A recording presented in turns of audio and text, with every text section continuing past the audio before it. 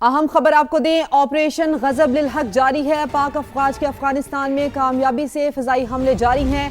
इसी सिलसिले में आपको ये भी बताएं कि अफगान तालिबान और फितना ख्वारिज के 4 ठिकानों बशमूल फौजी तनसीबात को निशाना बनाया गया है। सिक्योरिटी ज़रा ये भी बताते हैं कि पाक अफवाज ने काबुल में 313 कोर के इंफ्रास्ट्रक्चर को निशाना बनाकर तबाह कर दिया। अहम खबर, ऑपरेशन गजब लिल हक जारी है। पाक अफवाज के अफगानिस्तान में कामयाब फ़िज़ाई हमले जारी हैं। नुमाइंदा समाज सुमेरा खान हमारे साथ मौजूद हैं, उनसे मालूमात हासिल करते हैं। सुमेरा, ये जो कामयाब कार्रवाई की गई हैं, फ़िज़ाई हमले किए गए हैं, डिटेल्स बताइएगा।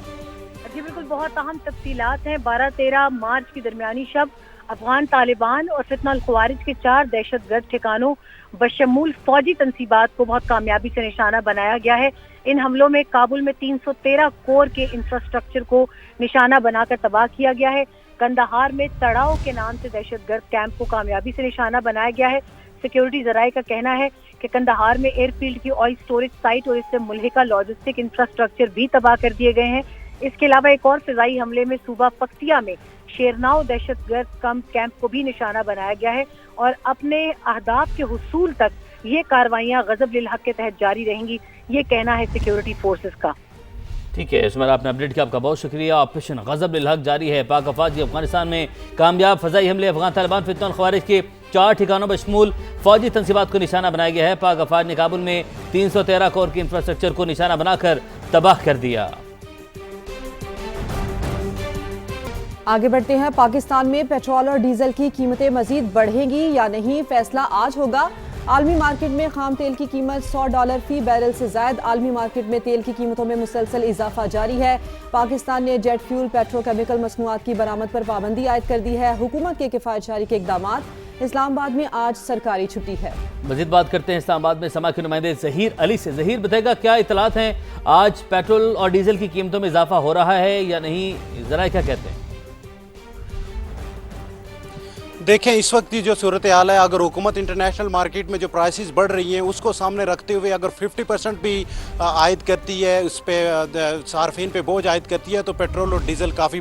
इस वक्त जो एक्स रिफाइनरी है पेट्रोल की वो 176 रुपये है और जो मार्केट कैलकुलेशन उसके मुताबिक ये 210 रुपये से ज़ायद होने का इम्कान है। इसी तरह अगर डीजल की बात की जाए तो डीजल की एक्स रिफाइनरी कीमत पर लीटर इस वक्त 257 रुपये है और जो इंटरनेशनल प्राइसेस बढ़ी हैं उनके मुताबिक इसमें जो पेट्रोल की डीजल की एक्स रिफाइनरी कीमत है वो 320 रुपये से ज़ायद होने का इम्कान है। तो मजमूई तौर पर हुकूमत के पास एक कुशन मौजूद है, चूँकि गुज़श्ता हफ्ते हुकूमत की जानिब से पेट्रोल पर 21 रुपये से ज़ायद पेट्रोलियम लेवी आयद की गई थी। अगर उसको कम किया गया और टैक्सीज को कम किया गया तो पेट्रोल में हुकूमत के पास मार्जिन मौजूद है कि ज़्यादा इजाफा ना हो।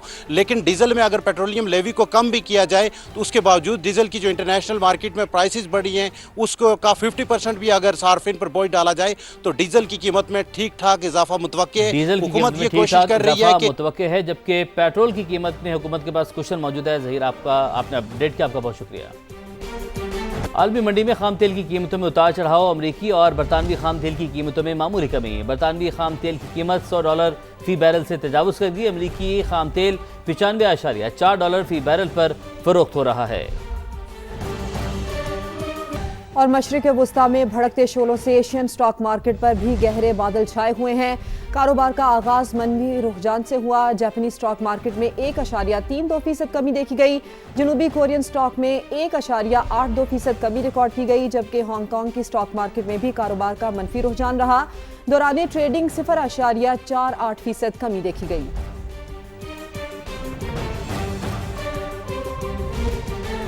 अफगानिस्तान में ख़वातीन के हुकूक़ की पामाली पर आलमी सतह पर तशवीश बढ़ने लगी है। अक़वाम मुत्तहिदा की सलामती कौंसिल में 40 ममालिक ने मुश्तरका बयान जारी करते हुए तालिबान हुकूमत की पॉलिसियों की शदीद मज़म्मत की। अफ़गान मीडिया रिपोर्ट्स के मुताबिक अफगानिस्तान में ख़वातीन के बुनियादी हुकूक़ पर आयद सख्त पाबंदियों के खिलाफ दुनिया भर में आवाज़ें बुलंद हो रही हैं।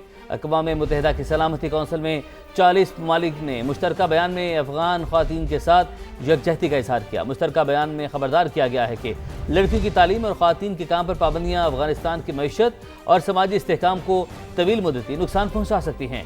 सिफारतकारों और इंसानी हकूक़ के कारकुनों ने अफ़गानिस्तान में ख़वातीन और लड़कियों की सूरत हाल बेहतर बनाने के लिए मौसर इक़दामात और पॉलिसी तब्दीलियों पर जोर दिया। अभी आपको खबर दें, सिंध में नामजद गवर्नर निहाल हाशमी आज अपने ओहदे का हलफ उठाएंगे। Chief justice Sindh high court 9 منتخब गवर्नर से हल्फ लेंगे। इस वक्त हमारे नुमाइंदे काजी हसन गवर्नर हाउस के बाहर मौजूद हैं, उनसे बात कर लेते हैं। काजी हसन, बताइए क्या वक्त बताया जा रहा है, कितने बजे हल्फ लिया जाएगा? जी, आज दोपहर 4 बजे जो है सिंध के जो नामजद गवर्नर हैं निहाल हाशमी जो है वो अपना गवर्नर हाउस में हलफ और उनसे हलफ जो है chief justice Sindh high court जो है उनसे हलफ लेंगे। और तकरीब हलफ बर्दारी में वज़ीर आला सिंध समेत सूबाई कारबीना के अरकान, आला सिविल और फौजी हुक्काम भी शरीक होंगे।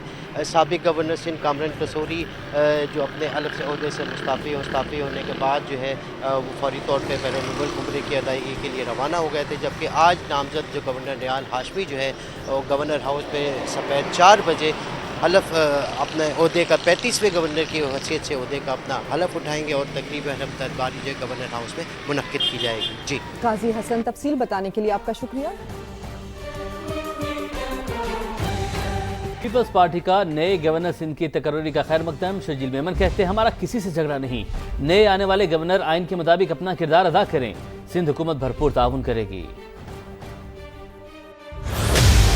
गवर्नर का ओहदा जो था PMLN के पास होना था और PMLN ने अपना गवर्नर लगाया है। नए गवर्नर आए, हम उनको भी वेलकम करते हैं और हमारा किसी से कोई जो है इख्तलाफ, सियासी झगड़ा, लड़ाई किसी से नहीं है। हम चाहते हैं कि जी जो आइनी रोल नए गवर्नर साहब के पास है वो अपना आइनी रोल अदा करें। We are wishing them best of luck. उनके साथ सिंध गवर्नमेंट कोऑपरेट करेगी। पहले गवर्नर के साथ भी हमने कोऑपरेट किया, सबने मिलजुल कर अपने पाकिस्तान को आगे लेकर चलना है। हमने किसी भी किस्म के कॉन्फ्लिक्ट में नहीं जाना। अब आपको बताएं, इसराइल के ज़ेर कब्ज़ा अल जलील शहर में रॉकेट गिरने से 80 अफराद जख्मी हो गए। कई जख्मियों की हालत तशवीशनाक है। मिडिल ईस्ट आई की रिपोर्ट के मुताबिक हैफा शहर के करीब अल जलील में रॉकेट हमलों से 300 से ज़ायद घर तबाह हुए। इसराइली जाहिद के खिलाफ हिजबुल्लाह ने शिमाली इसराइल पर रॉकेट हमला किया था, ताहम अभी यह वाज़ेह नहीं हुआ कि तबाही हिजबुल्लाह के रॉकेट गिरने से हुई या ईरानी मिसाइल हमले में।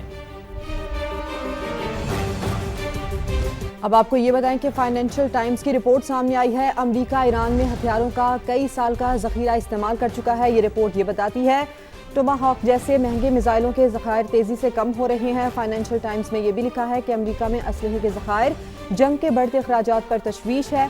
पेंटागन इजाफी $50 अरब की फंडिंग की दरख्वास्त करने का इरादा रखता है। अमेरिका ईरान में हथियारों का कई साल का ज़ख़ीरा इस्तेमाल कर चुका है। फाइनेंशियल टाइम्स की रिपोर्ट के मुताबिक ये तफसील सामने आई है। जबकि CNN के मुताबिक ट्रंप इंतजामिया ने ईरान जंग के आबनाए हुर्मस पर असरात का गलत अंदाज़ा लगाया। अंदाज़ा था आबनाए हुर्मस में तेल की तरसील में बड़ी रुकावट पैदा नहीं होगी। आबनाए हुर्मस अब अमरीकी हुकूमत के लिए सबसे बड़ा मसला बन गया है। CNN के मुताबिक ये कहा जा रहा है कि ट्रंप इंतजामिया ने ईरान जंग के आबनाए हुर्मस पर असरात का गलत अंदाज़ा लगाया।